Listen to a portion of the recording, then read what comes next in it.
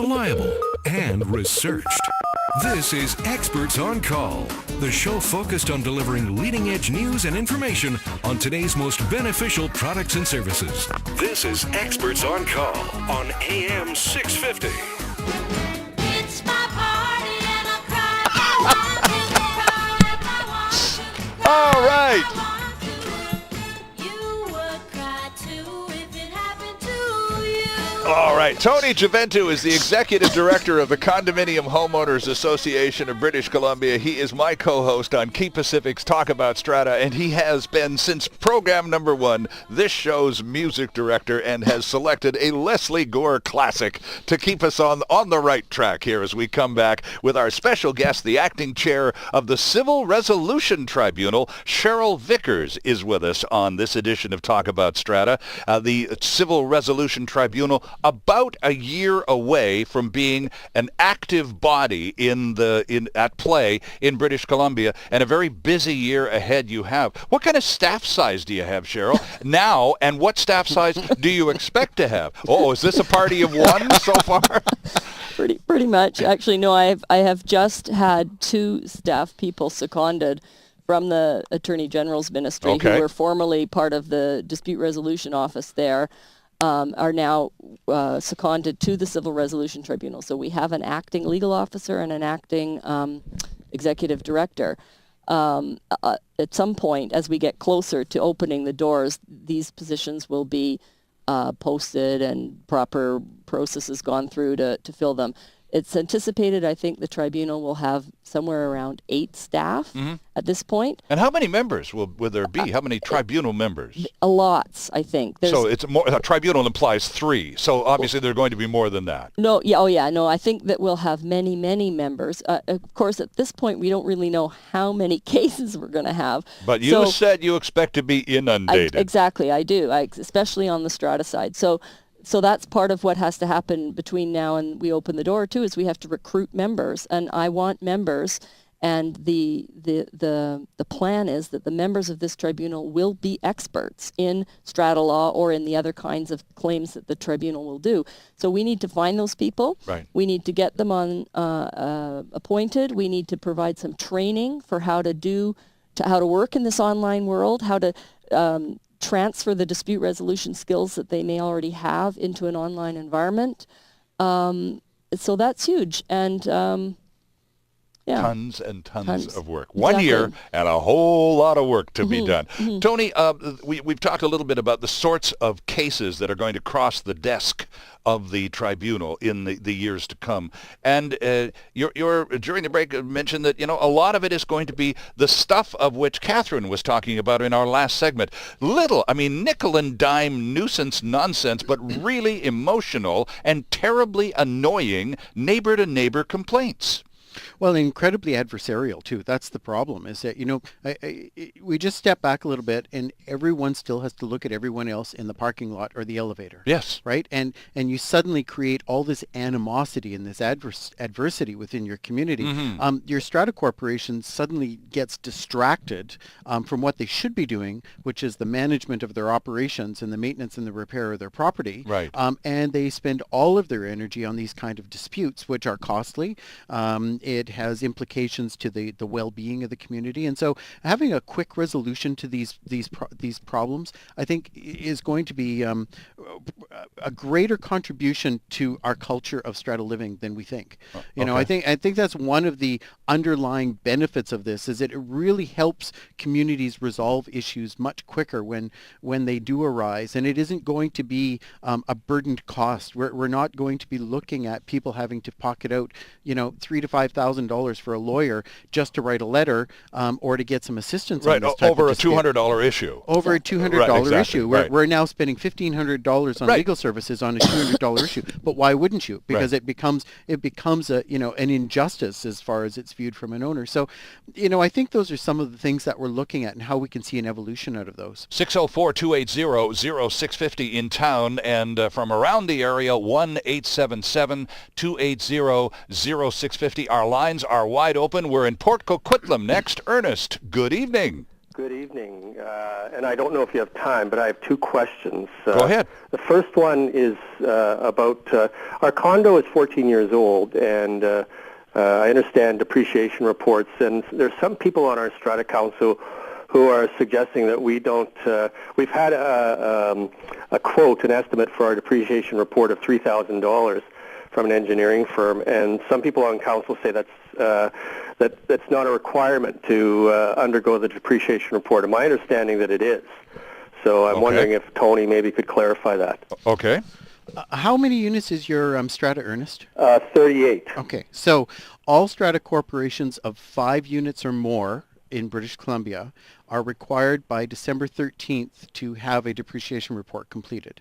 The exemption is if your Strata corporation at a general meeting passes a 3/4 vote resolution, you can exempt yourself from the requirement for a 1-year period. But that becomes an annual requirement. It's not a single-time decision.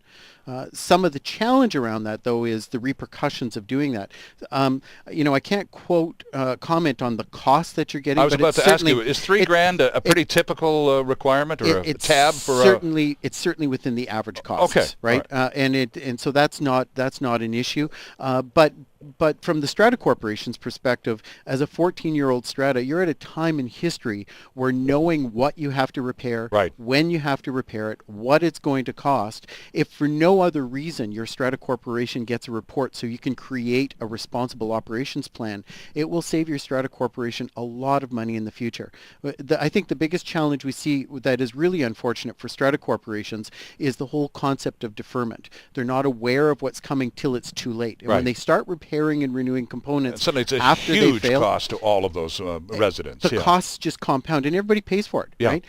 Through your Strata fees, through your special levies, all of which collectively are Strata fees over time, we just start to see mounting costs. Depreciation reports, even if you did nothing else with the depreciation report but get it and give it to your owners, at least now as an owner, individually, they can start to save for the future. Right? They don't get surprises 6 years down the road that we have a new roof and it's going to cost us $75,000. So, the value and the benefit of depreciation reports is really quite remarkable. Ernest, what was question number 2 then? Question number 2 is about the tribunal process. It sounds quite interesting, but I'm just wondering, is this something new, or is it in place in any other jurisdiction in Canada or in the world even? Good question. I forgot to ask you that, Cheryl. Is this revolutionary stuff in Canada, or BC just catching up? No, this is revolutionary or evolutionary, however you choose to look at it. As far as I know, it will be the first principally online dispute resolution tribunal in North America. That isn't to say that online dispute resolution isn't being used throughout the world, frankly. I mean, eBay uses online dispute resolution. Various other organizations use it. We've been piloting it at the Property Assessment Appeal Board. My other job is the chair of the Property Assessment Appeal Board in British Columbia, and we've been piloting the technology there. Consumer Protection BC has just started using online dispute resolution to assist people with resolution of consumer disputes. So it's something that's coming on stream, if you like, as a dispute resolution alternative. It will be the first, as far as I know, though, tribunal in North America that will be using it almost exclusively. And so that makes it really, really exciting. It is. Yeah. Good question, Ernest. Thank you for taking some of my thunder there. I appreciate your picking up where I dropped the ball. It's revolutionary stuff in Canada, and that's kind of fun, isn't it? And Cheryl, for you to be right there at the pointy end of the spear for all of this, it's got to be an exciting challenge. It is. It's very exciting, and it is very challenging. And it isn't that it's without its issues and its controversy, and there will be lots of things we have to sort out as we get it going. I mean, there's going to be access issues. People accessing the technology, people being able to use the technology.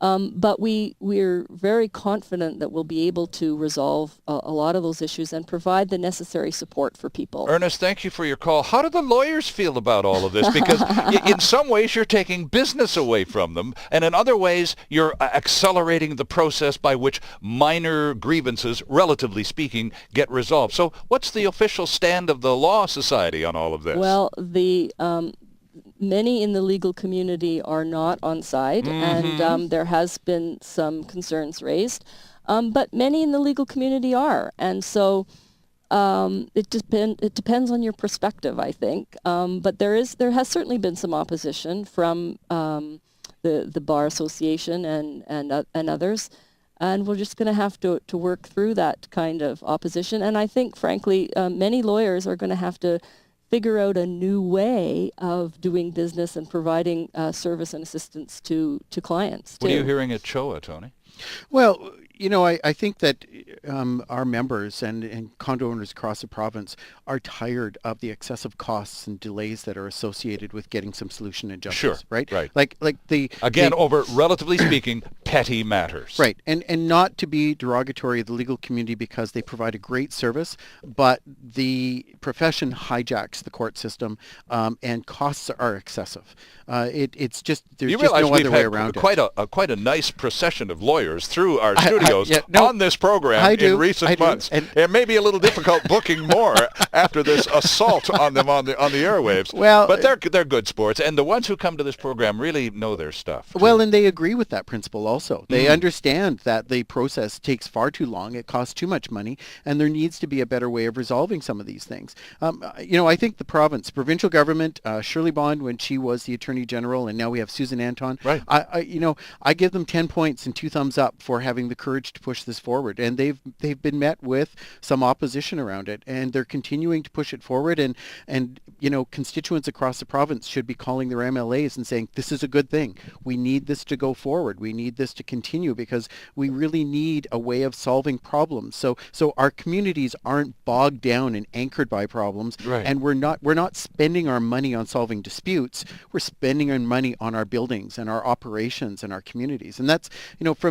from the consumer's perspective, we only have so much money in our pockets and we get to spend it once, and we want to spend it on protecting our assets. We don't want to spend it on disputes. Right. Okay. So, there's a great opportunity here to really revolutionize this entire dispute industry, so we can have something so much more beneficial. And the other thing, if I may, that's sort of different or revolutionary, if you like, about the Civil Resolution Tribunal is that we want to design it and build it with the user in mind.